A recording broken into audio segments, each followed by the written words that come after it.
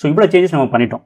இப்போ என்ன பண்ண போகிறோம் அப்படின்னா git log ரீசெட் பண்ண போகிறோம்.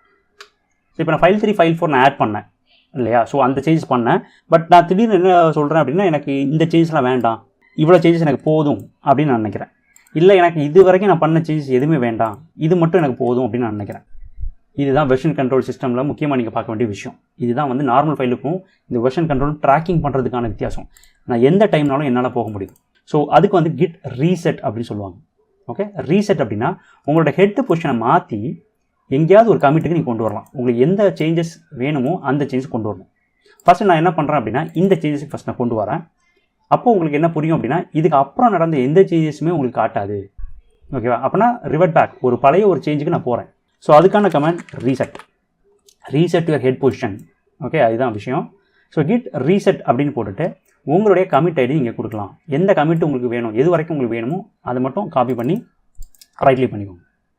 பட் இந்த சேஞ்ச் பண்ணுறதுக்கு முன்னாடி நான் என்ன பண்ணுறேன் அப்படின்னா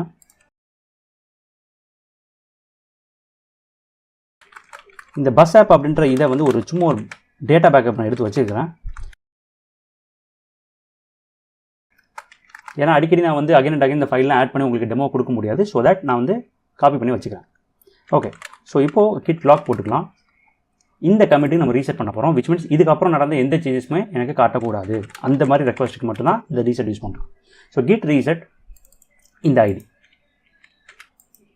ஓகே, ஸோ இப்படி பண்ணுறதுனால எனக்கு என்ன ஆகும் அப்படின்னா இந்த கிட் ரீசெட்டில் 2 ஆப்ஷன் உங்கள் கையில் இருக்குங்க, சாஃப்ட் அண்ட் ஹார்ட்.